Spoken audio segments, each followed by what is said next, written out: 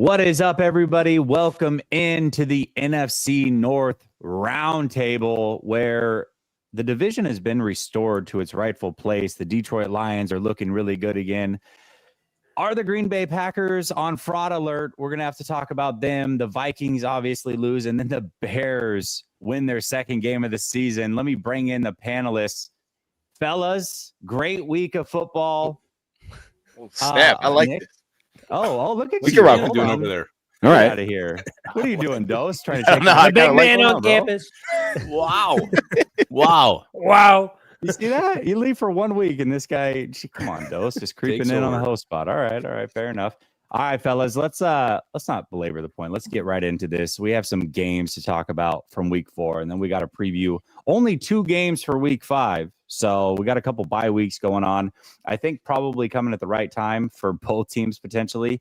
But the first game on the docket was the Vikings playing overseas against the Steelers. Pretty entertaining game. Vikings tried to make a comeback here, but fell just short. Steelers won 24-21. Dang it. I didn't watch it. Yes. Listen, obvious you didn't watch it. Yeah, well, listen, one bar didn't even want to be here to take his lumps. He's like, Lup's going to fill in for me. So why don't you fill in admirably? Talk to us about this game. What the heck happened? And I want to talk a little bit of quarterback position too, but just give me your thoughts on this game. Yeah, let's start with offense. We actually had a good drive to start this thing. We got real lucky. Jordan Mason fumbled. Somehow we recovered it because we had a foot out of bounds. Got 3 on that one. And then what happens? Ryan Kelly gets hurt again. And let's just stop right there and say, Ryan Kelly, I actually hope he never plays again. This is his 5th concussion. I mean, he's got to start thinking about his health here. And the horrifying thing for the Vikings is you got Michael Juergens as the backup, who is also hurt. So I don't know if we even have a center for this week. And then Brian O'Neill goes out as well. After that, Vikings have no offense. It's pass on first down, run on second, get sacked on third. We've seen this about 12 quarters of the season so far. It's the same damn story every single week. And you got KOC calling long developing plays. He doesn't adjust to his O-line that's down to like third stringers. It's still the drop back, scan the field, and get smacked. And then on top of all that, Carson Wentz was absolute cheeks, holding on the ball too long, overshooting his targets. Like he had a slip screen to T.J. Hawkinson, like where you have to throw the ball because he's not blocking the defender, and he held onto it and took the sack. He gets a delay of game penalty late in this one. So Carson Wentz, there's no quarterback controversy. I mean, when J.J. McCarthy comes back, he has to play quarterback. Wentz showed he is who we thought he was. So offensively, just a lot of things going wrong. Injuries up front really, really killed the team in Dublin. It's Dublin because we, I guess, only play overseas right now. Defensively, started out great. Jalen Redmond sacked Aaron Rodgers in the first play, busted through the line. I think they went 3 and out. After that, they got the ball out so damn quick, neutralized our pass rush, and then we couldn't stop Kenny Gainwell. Are you kidding me? He's getting 5.2 yards a carry. I know we went to this NASCAR package up front, but we couldn't stop anybody. Ivan Pace, really good at getting in the backfield, really bad at making the tackle, and we were getting destroyed by Kenneth Gainwell. And I know you said it was an entertaining game. It got close in the end. Pittsburgh went prevent defense, like the start of the 4th quarter. We were able to drive down there, and then Mike Tomlin made some weird-ass decisions that kept this thing close. But it was just frustrating for a Vikings fan because we've seen the Bears game, we had 3 quarters of bad offensive football. The Falcons game, we had 4 quarters of bad offensive football. Bengals game, we kind of rolled on defense, so it didn't really matter what we did on offense. And we kind of went back to the same thing again. I don't know. It's just starting to feel like a season that wasn't meant to be, but not giving up hope yet. But very frustrating game overall. Well, there's so much talent in Minnesota, and I remember watching that first game, and I'm in a group chat with some people, and we were talking about it. And JJ was struggling, obviously, and it's way too early. We're talking week 1. It's like you can't pull him now. But how long do you give him? Because this is a Minnesota team that roster for roster should be able to hang with most of the NFL. You can't just let this kid play forever and ruin the team. And then Carson Wentz comes in, and you're right. There should be no quarterback controversy. It's like, well, if you're going to lose anyways, you might as well develop the kid when he's available.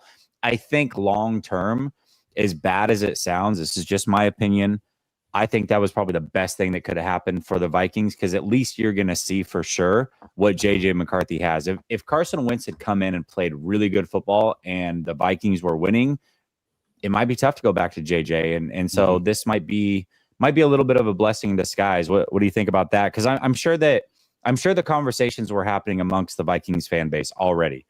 Once Wentz came in and played decent the first time out.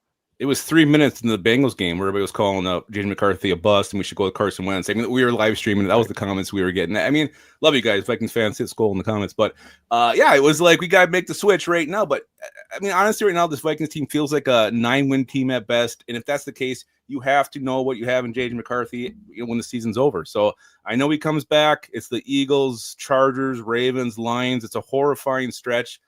But he has to get through that. He has to learn. And KLC has helped him a bit. I don't like the way he called the games when he was back for the first couple of games. I know the old line's banged up, but it is what it is. We have to know what we have in number 9 here moving forward. Yeah, I think that's the smart way to go. How's my guy JP Mason filling in? He was great against the Bengals, against anybody. I could probably run for outer bucks on the Bengals. No, he's a beast. Love Jordan Mason so much. He had the fumble. That was luckily saved. We really dodged a bullet in that one, but he's a horse, man. I don't know how you guys got rid of him. Yeah, me either. Me either. All right. Chris says Packers suck.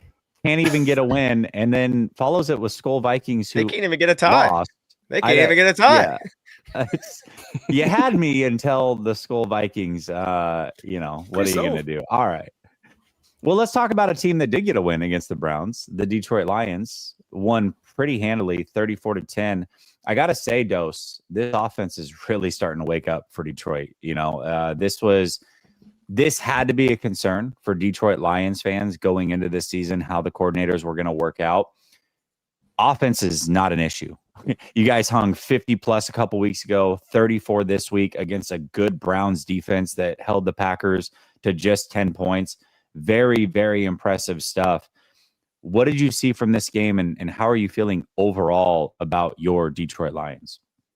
Yeah, I think the biggest thing for Lions fans, at least from my perspective, has to be the offensive line. Just building confidence there, some trust in the young guys, because that was the biggest thing for me coming out of week 1. It wasn't even as much of for me personally, it really wasn't a coordinator thing after week 1.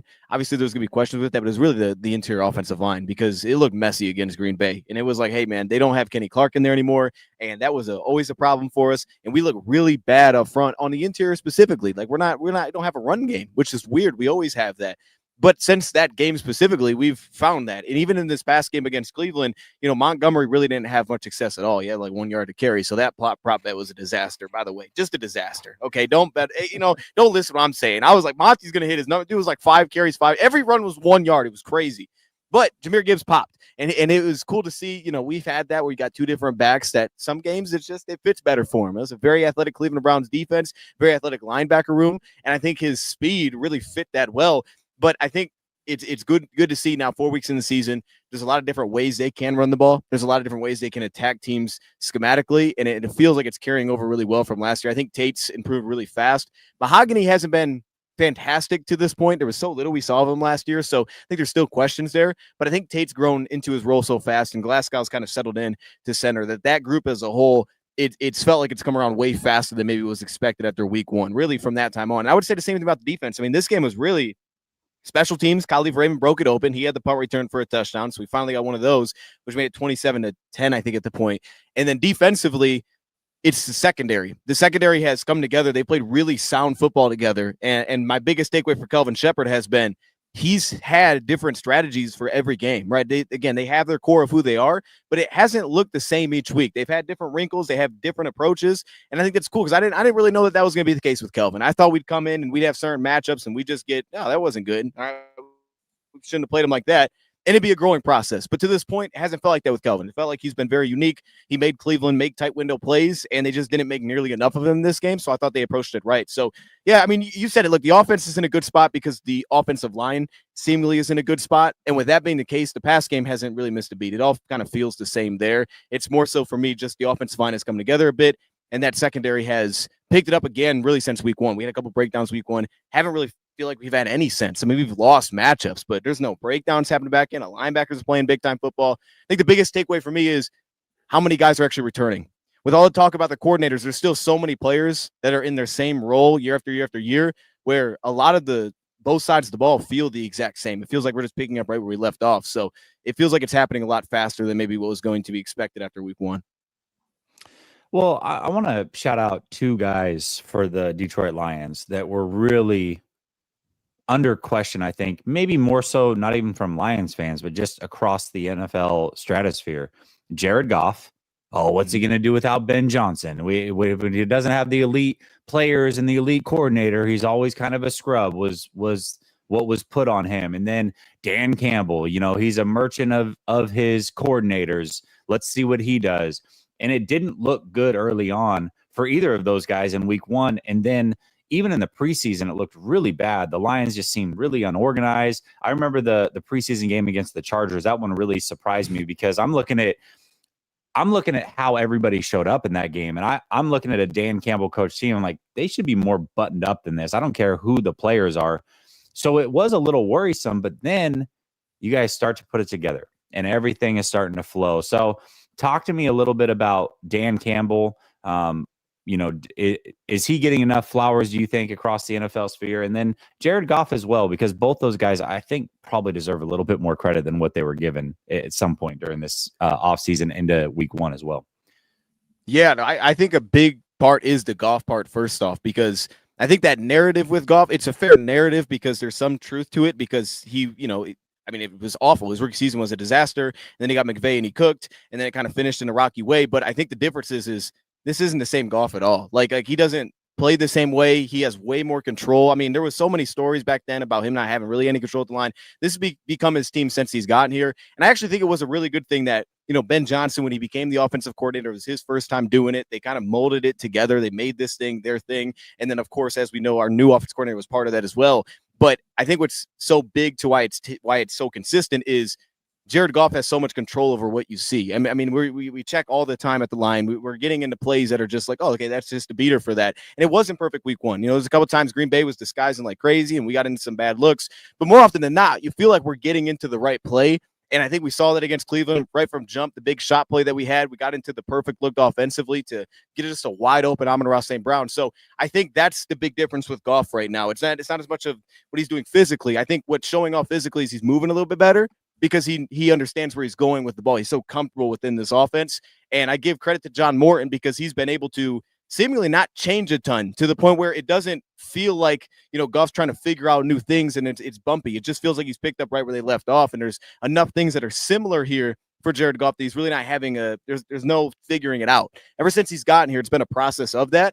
And I think to this point, with how long he's been here now, it's that control that he has at the line. We're constantly in looks that make sense, running the football and passing the football. So I think a lot of it starts with him because he puts us in a lot of really good situations. And as for Dan Campbell, like he made good hires. I mean, that's what it feels like right now. He just made two good decisions. When I say this, it's going to sound like, oh, okay, of course he's saying that. You're going to say that now as a Lions fan after a few weeks. But, and this is no disrespect, I love Darren Glenn. Kelvin Shepard might be better than Aaron Glenn. I mean, he just might be better at what he's doing. He just might be a better defense coordinator. That doesn't mean he'd be a better head coach. But I think there's a real possibility he's a better defensive coordinator than Glenn was. Now, talent-wise, he's in a really good spot than Glenn was to get things started, and Glenn kind of put this together, gave the identity to who this is. But I feel like Kelvin's picked it up really well from what he left, and he's added his own kind of spices to it. We had some new assistant coaches. The defensive fronts are much more unique to what they were in the past. So understand the personnel's in a good spot, but he's doing a fantastic job defensively. And we've had enough things carry over, but for him to come in year one, it feels miles ahead of where it was when Glenn was here year one. Personnel's in a lot better spot. It makes it easier, but he just might be a better defensive coordinator. It reminds me of when we went from Robert Saleh to D'Amico Ryans. We were a little bit scared, and then it was like, D'Amico might actually be better than Robert. This is absolutely crazy. So, yeah, good to see Detroit's kind of back. Everything's clicking over there. Speaking of clicking, Chicago Bears get their second win in a row against the Raiders, 25-24. Ashton Genty did his thing, but Geno Smith also did his and helped you guys out there. 3 picks. Defense looks good in some areas, maybe weak in others, but ultimately it doesn't matter. You guys got the win. That's 2 in a row. Now you got the bye week. Probably, it's interesting because, Nick, when I look at bye weeks, I prefer later bye weeks for my team. But I think for young teams with new coaches, maybe an early bye week is good. You kind of come in, you lose the first 2, you win the next 2. Now you get a chance to regroup and put this thing together. But talk to me about this Raiders matchup and what you saw from this game? It was a really, really fun game to watch. I know I had it on the quad box. Talk to me about it. It was fun for anyone that wasn't a Raider or a Bears fan because the offensive game plan for both sides, Geno Smith could not throw the ball, which was fun for our defense, but we could not stop the run. That's been a huge problem for the Bears all season long. We actually just brought in 5 defensive players on tryouts, which none of them are big names anyway. But the Bears definitely are missing Austin Booker, excuse me, against the run. But man, like you said, super fun game. Our offense did not get going into the very end of the game where it mattered. And I just want to say Ben Johnson is the leader, is the coach, is the motivator that Caleb Williams and this entire team needed. The fact that he said to Caleb, you were made for moments like this. I wanted to run through a wall. And obviously we didn't know that during the game, but Caleb able to go downfield, make that touchdown happen. And then obviously the blocked field goal, shout out to my good friend, Josh Blackwell for that one. It's second time he's gotten NFC Special Teams Player of the Week. I mean, overall, just super electrifying. You got to winning ugly is still winning ball games. And the Bears need to learn to win in any way, shape, or form. And that's exactly what they did. So I'm happy with how the outcome was, obviously, because 1-3, we'd have a completely different conversation right now. But the Bears were able to adjust, something that they haven't been able to do in a very long time.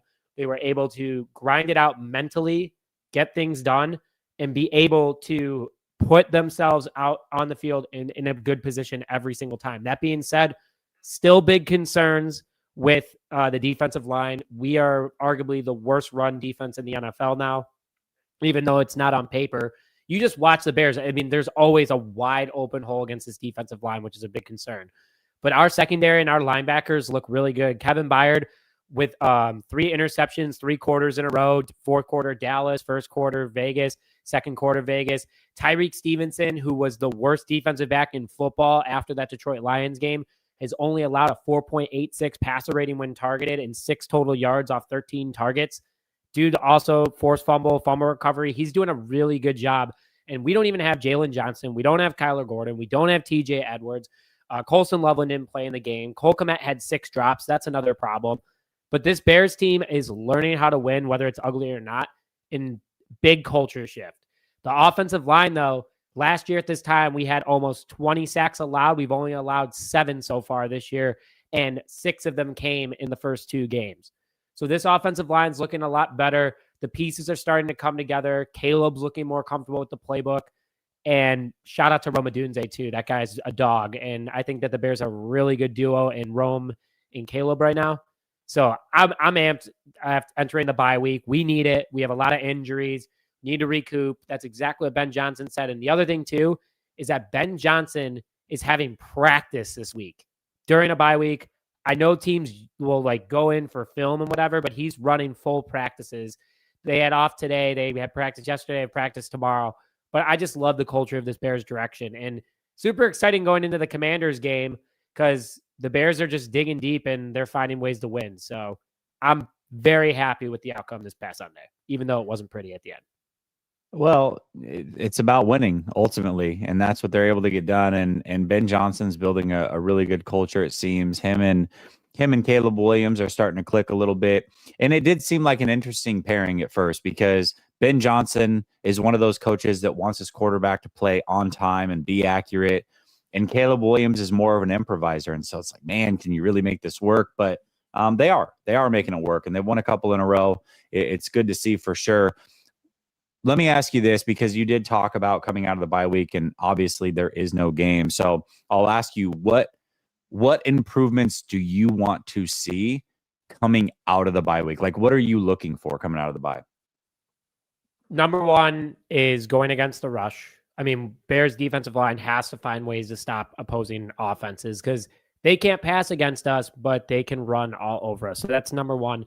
Number two is drop passes. We've had a ton of drops this year. So Caleb's accuracy, he's averaging 63.2% completion right now. I think it'd be a little bit higher if it wasn't for all these drops. I mean, Cole Kmet targeted 9 times against the Raiders and dropped 3, one of them in the end zone. Just not acceptable. Number 3 is the Bears' offensive rush. So that's a big one too. I really want to see the Bears have a rushing attack where I think or 25th right now in the league. And Caleb Williams is our leading rusher at the moment, which obviously is not a good thing. So those are the big three things that I want to see.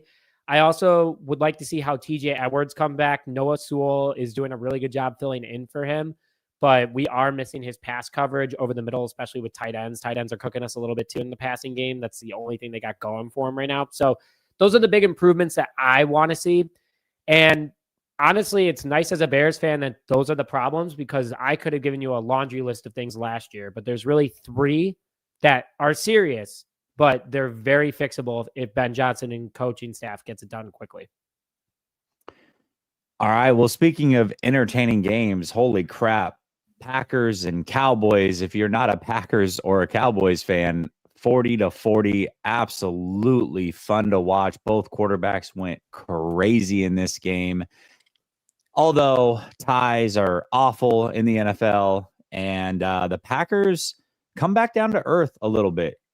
Couple wins, start out hot, blow out the Lions, then they lose to the Browns and then tie the Cowboys. I think that probably surprised the whole panel. I think all of us assumed that the Packers would bounce back and win, and they don't. And it was in prime time, and now they go into a bye week as well, Bass. So I got to ask you, obviously I want you to break down the game, but a part of that is, how are you feeling going into the bye week? You started out super hot, 2-0. You got to be riding high after that Lions win, especially. And then now to lose and tie against teams that you probably thought you were much better than. Where are you at? Where's the Packers fan base at? And just talk to me overall about this game, brother.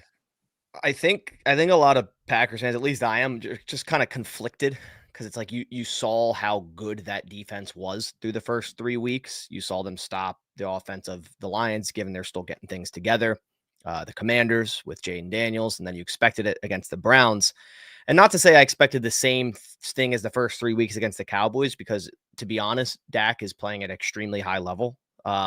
But I didn't expect the defense to give up 38 points, obviously the 2 being on that return PAT. So really conflicted right now, because this defense has the talent, it has the personnel, it has the coordinator. And then you go into this game and allow them to pretty much walk all over you in the second quarter, third quarter, fourth quarter. Like first quarter, it looked like the Packers defense from the first 3 weeks. Then it really turned on its head there. And I think a lot of it had to do with Devontae Wyatt getting injured in this game. I think he's a very underrated piece to this defense, and I think that was a huge thing. So I think the Packers heading into the bye, Packers fans at least, were definitely conflicted just due to, how good this defense looked through the first 3 weeks, but then also, the offense. There's a couple things that, the offensive line also looked really good through the first 2 weeks, and it's looked really bad the last 2 weeks. There's a lot that kind of has just completely flipped. Now, heading into this game, like you said, if you're not a Packers fan, if you're not a if you're not a Packers fan, you're not a Cowboys fan, it's exciting. Yeah. But at the same time, it's like, I still don't see why there should be ties in the NFL.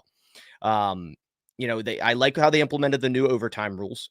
But at the same time, I think 10-minute period is not nearly enough time for those new rules. We see week in, week out teams taking drives 8+ minutes. So you're telling me you want both teams to possess the ball, but you're only going to give the second team limited time. Now, I'm not saying that was the Packers case. They managed that clock horribly. But at the end of the day, I still think there shouldn't be ties in the NFL. I think with how exciting this game was, blow for blow, for it to end in a tie is just a disservice to the sport of football. And it's kind of disgusting just sitting here having to really break down what is a result of a tie.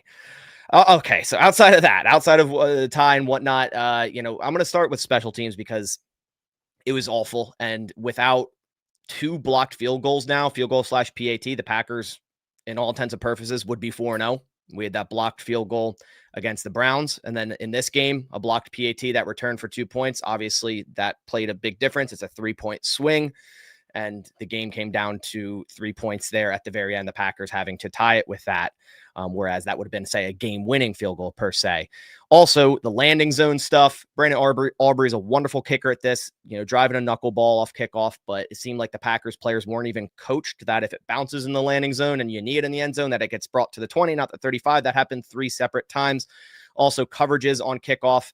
The final drive, the Cowboys needed to go down and score a touchdown. We let the kick return all the way to the 45. Special teams has been abysmal for this team. Rich Bisaccia is the highest paid special teams coordinator in the NFL, yet we have consistently one of the worst units. The Packers have had a bottom league special teams unit for about a decade now. It continues to come back and bite this team. Now let's go over to the defense because, like I said, Packers fans right now, I feel like, are conflicted. Through the first, 2-3 weeks, this defense looked aggressive. They were flying to the football. What I called swarming, like they were just everyone flying to the football, trying to rip that thing out. There was so much energy. Tackling was great. We're getting tons of pressure. It just didn't feel like that in this game. And I will say this, like I said, Dak was a sicko in this game. Like he played one of his best games I've ever seen him playing, given I haven't watched a ton of Dak Prescott. But to be honest, this guy was hitting every single throw. He was also, dealing with pressure very, very well. It's not like the Packers got 0. I mean, Micah Parsons had 10 pressures in this game, right? I think Lucas Van Ness had 5. Rashawn Gary was non-existent, sadly, but the Packers got pressure. It's just how the Cowboys coordinated their offense. They're running play action, moving the pocket away from Micah Parsons, climbing up in the pocket at the perfect time, getting the pass out quickly, right? And scheming things to develop quickly for their offense. And it worked. It worked. Dak only got sacked one time, and it was in that overtime, and it was for no loss. It was a touchdown-saving sack, but overall, Dak torched this defense. And what was a concern was the cornerbacks heading into this season. And through the first 3 weeks, you're going, oh, they look good. Well, the pass rush was also getting home to the quarterbacks very quickly. Since that didn't happen in this game, these cornerbacks got exposed. Nixon, Hobbs, Valentine, all of which, mainly Valentine and Hobbs, in terms of passer rating allowed, I think are both 140 plus in this game. They got exposed in this game. And I think Jeff Hafley also has to do a better job at positioning his safeties in the right spots.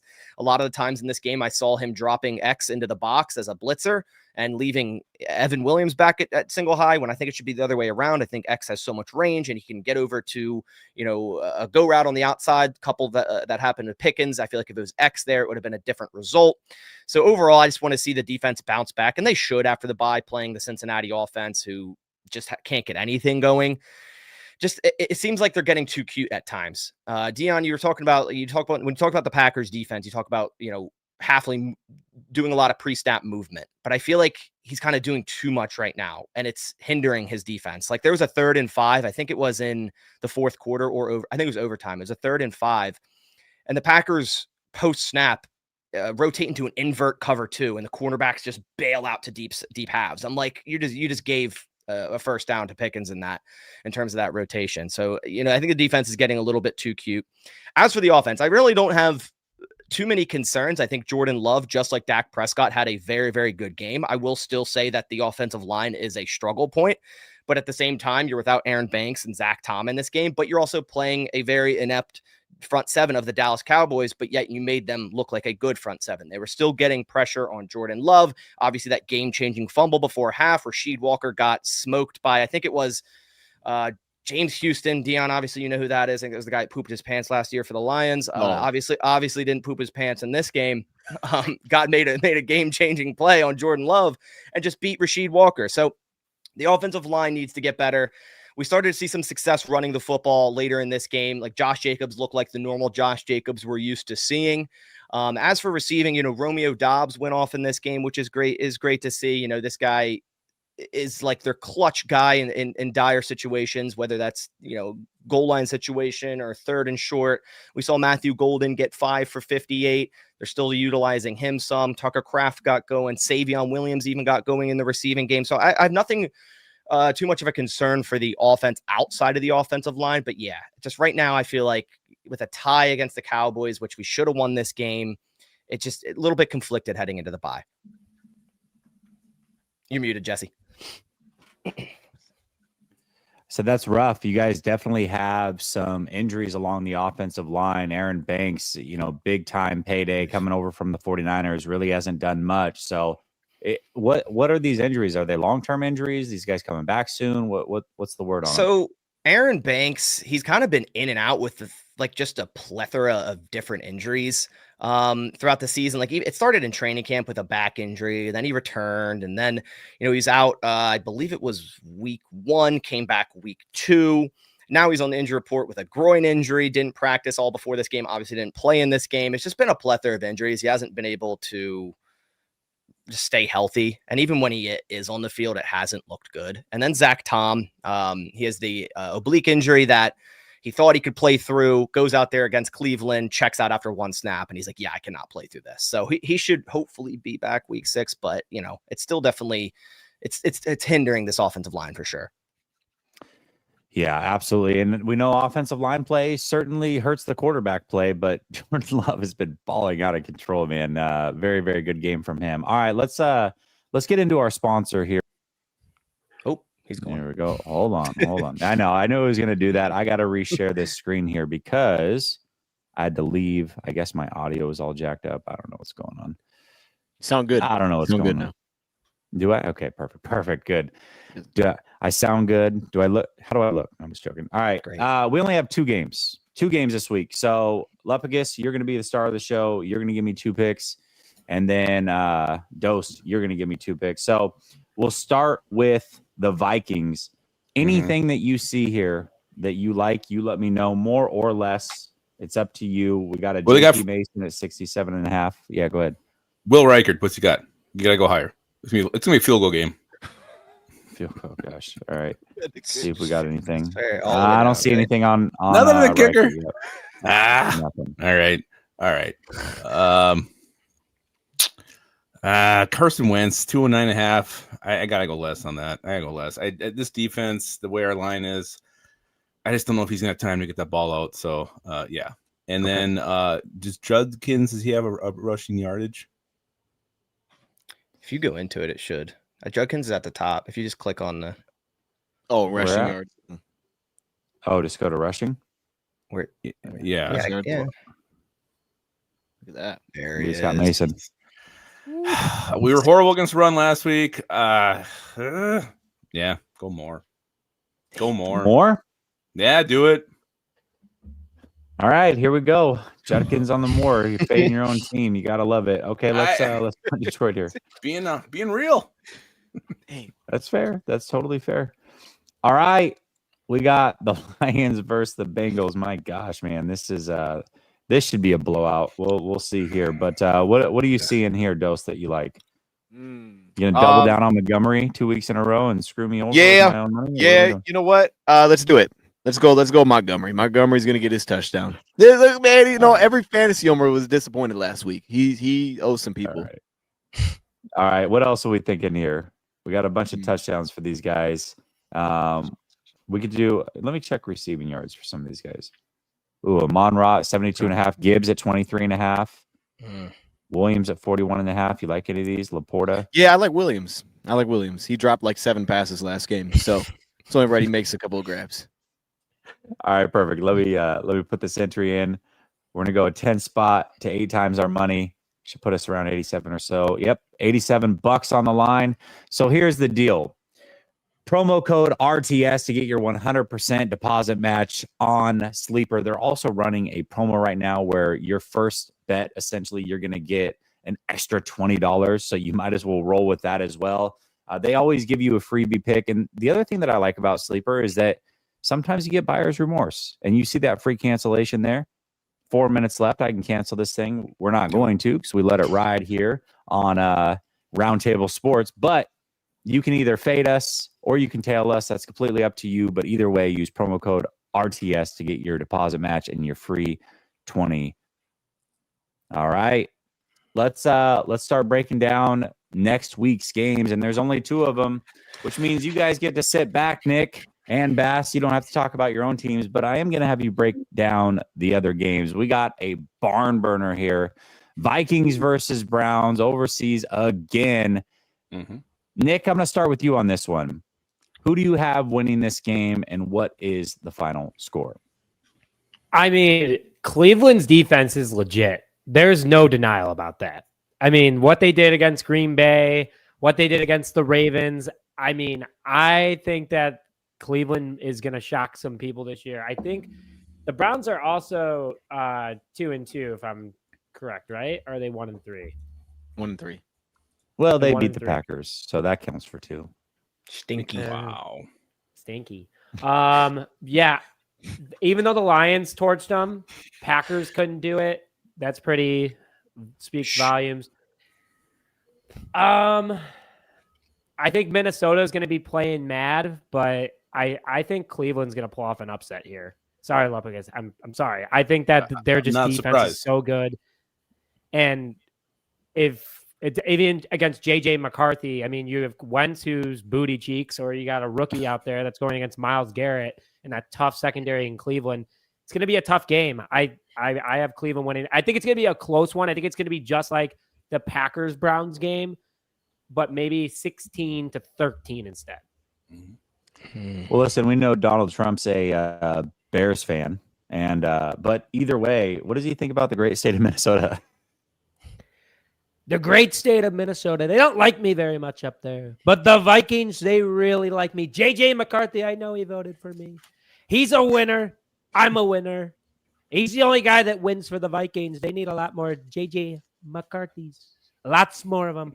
Yes, but Minnesota, what a beautiful state it once was. I'll come back there. I'll fix it. But US Bank, wow, what a place that is. Hopefully they build the Bears Stadium like that one. Very cool. Very good, Lupagus. Like what you got there. Look at Dosa Dion. He's all smiling with his mustache. Where's your beautiful hair? My hair is a lot nicer than yours, but you're wearing a hat today, so we can't talk about what Relentless Mike brings up. All right. Never disappoints, man. Never disappoints. All right, Bass, talk to me about this game. You got Nick saying that the Vikings are going to lose. I know you're still a little bit bitter about losing to the Browns. I'm sure you've got some confidence in them. Are they going to beat the Vikings this week, or do the Vikings get it done? I have to have confidence in them, because if the Vikings go out and beat that defense or have success against that defense with Carson Wentz and with all the injuries on the offensive line, I know Brian O'Neill, I think it was an MCL injury. I doubt he's going to play, obviously, because you'll talk about that more. Ryan Kelly with the concussion. Against that Browns front, there's Myles Garrett, but you also got Collins, you got Mason Graham, who's been getting a lot of one-on-one opportunities and doing really well.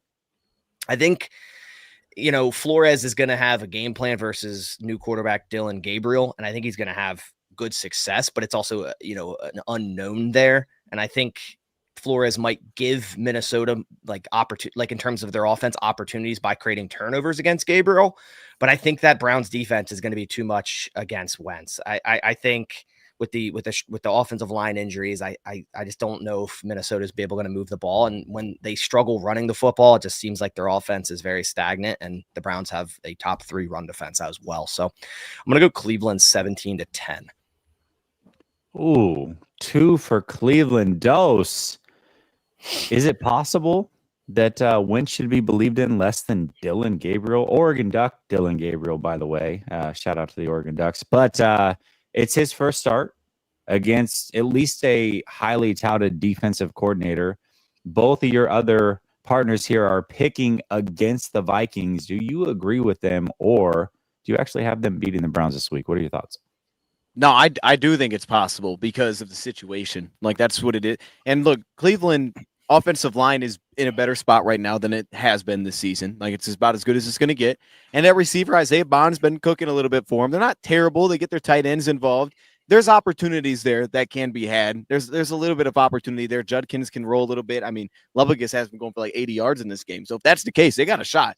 But that said, I know there's a lot of concern around Minnesota. I don't know how in the world they're going to handle that defensive line. I don't know if they're going to run the ball with much success. I think you get downhill against these guys, you got a shot. Can they do with it at offensive line? I don't know. But I do think that their receivers are going to give problems to that back. And I think they're going to give problems to that secondary across the board, to be honest with you. So for that reason, I just think there's going to be enough juice for Minnesota in this one to just win some one-on-ones, make some spectacular plays. And it's about time, that those guys roll a little bit. And I think they will. I also really like Hawkinson against Delpit. I think Hawkinson's playing against Delpit. I love that matchup. So I think Minnesota does enough in this game, and I think they give a lot of problems to Gabriel. I'm going to go 17-13 Minnesota. Ooh, absolutely love it. All right, Lups, you can break the tie here and pick your Vikings. Who do you have winning this one? What are you looking for? And what's that score prediction? I think it would make it a tie. But yeah, I get it. On paper, this is a horrible matchup for the Vikings offense. Offensive line's dinged up so bad. You got Blake Brandel playing center for us. Justin School versus Myles Garrett. I won't have a solid movement for probably until next Wednesday. And then you got who's there? You might have Joe Huber playing left guard. You might have Henry Bird from the practice squad. But here's the thing. The Browns are starting Dylan Gabriel at quarterback, a rookie quarterback. Brian Flores is 4-0 against rookie quarterbacks. We're 4-0 in London. We don't lose in London. We've already been overseas. Browns still have to travel. We've been there. We didn't come back after Dublin. We stayed. Maybe we hit some pubs. But defensively, I do think Brian Flores will rally young quarterback. I know he gets it out quick, whatever. It doesn't matter. He's not going to know where to go with the football. I don't think he's ever worth a third-round pick. And I think he's going to struggle mightily. It's not going to be fireworks by any means. I think all your guys' score predictions are very close, very right. It's not going to be a very exciting game. The one thing, London fans seem to love field goals. They love soccer. I think there'll be a lot of kicking in this game. I see a lot of field goals in this thing. Vikings win 18-9 in a field goal battle. And yes, we should be dominated up front, but we're not. We're going to step up and shock the world with this makeshift O-line we have going. Oh, you're muted. Bass, I've never seen you so proud with a score prediction like that, brother. I love it. That's right up your alley, man. Right up your alley. Absolutely love it. All right, let's talk about the Detroit Lions versus the Bengals. They're in the 4:25 p.m. Eastern time slot. Nick, I'm going to roll back to you, man. Are you going to pick against your division rivals, or are you actually giving them the win against the very lonely Bengals here? No Joe Burrow, no problem for the Lions. Easy win. It's simple. I think the Lions are going to win this game. They've looked really good the last couple of weeks. They're putting up big numbers. They're confident. And once the Lions get confidence, it's pretty much game over there. So I got the Lions winning this one. I think the Bengals, I'm praying that they're making a trade with Trey Hendrickson coming up here soon, because the Bears need an edge. And if Brian Poles can make an offer, would love for the Bengals to keep losing ball games and they blow this thing up. So I got this one going in Detroit's direction. I think Jared Goff's going to have a really big game. I got 35 Detroit, 17 Bengals. Wow. All right. Bass, do you agree, or are you going to go with, I don't know, 9-6 or something crazy? What are your thoughts? I got something crazy. But, honestly, this game could be like 50-3. Cincinnati looks awful. The last two games, their differential 76-13. So the Bengals arguably have been probably through the last 2 weeks, the worst team in the NFL. Will they make a move at quarterback? Not before this game. So I'm kind of hoping, since the Packers play them in week 6, that the Lions let Browning do a little bit, just a little bit, so that he sticks in at quarterback. They don't go make a trade for someone, because I want to play Jake Browning as well. So, I think they have no run game. Their defense is terrible. I think the Lions are going to absolutely roll them in this game. No joke here. I got 49-6. Wow. Okay. Well, a long ways away from the Jake Browning is as good as advertised. I mean, a lot of people were trying to fade Joe Burrow because Browning was playing good for a short amount, but clearly you don't believe in him and would love for him to continue playing. Lepagus, what are your thoughts on this one? What's your score prediction? I'm assuming you're going with the Lions here, and if not, kudos to you, brother. When I was here last time, we didn't really know what the Lions were. They're coming off that loss to the Packers. And since then, I truly think they're becoming the best teams in football. We've seen them win. They blew out the Bears. They were in a shootout with the Ravens. They won that. And last week they win. Special teams, defense, all steps up. This is a 3-phase team. And the Bengals are a 0-phase team. I think this is Zach Taylor's last game coaching the Bengals. I think he's fired after this one. 53-6. Lions absolutely destroy the Bengals. It's going to be gross. It's going to be gross. Wow. All right. Everybody's picking the Lions to crush them, Dose. What is your score prediction on this one, brother? What are you looking for? He said they're a 0-phase team. It's crazy. I'll tell this is what I'll say for the Bengals, though. This is interesting. I don't know who's playing corner this week, and they have Jamar Chase and T. Higgins. So if there's an opportunity for those guys to get wins, it's now. Terrion's probably not playing. We know Reed's not playing. So it could be Amik Robertson, Khalil Dorsey matching up one-on-one. Like, you could definitely have losses there. So I think Cincinnati might have like a first drive success. They just got to stay on the field. Cincinnati's one of the worst teams at converting on third down. Defensively, they don't really get off the field. 80% conversion rate if you count all 4 downs. They got to stay on the field. They had so many 3rd and shorts last week. I mean, they drove it inside the 10 against Denver, and then they had a 3rd and 2 incompletion. They ended up kicking a field goal. That's how the whole game felt. It was a disaster. But I think they could get wins. Like, they can just throw it up and draw flags. So I think they're going to score a little bit. And I think the run game was a touch better last week. It's terrible, but it was a touch better. So I'm going to go, they get 13. I think they score on the first drive. And I think the Lions like ultimately kind of just slowly win this one. Like I think that the time is just going to become a big problem. Time possession is going to be a big issue. This could be like 40 minutes to 20 minutes, 40 plus minutes time possession. I think they're just going to own the time possession. So I'm going to go 28-13. There you have it. The whole panel has the Detroit Lions winning this one, and then the Vikings Browns. We had a split down the middle. Cannot wait for week 5. Cannot wait to break it down and then get into week 6 next week. Every Wednesday, 6 p.m. Eastern, NFC North Roundtable with the best creators in the game. For Dose, Bass, Lupagus, and Nick, I'm your host, Jesse. Have a blessed evening. Talk soon. Peace.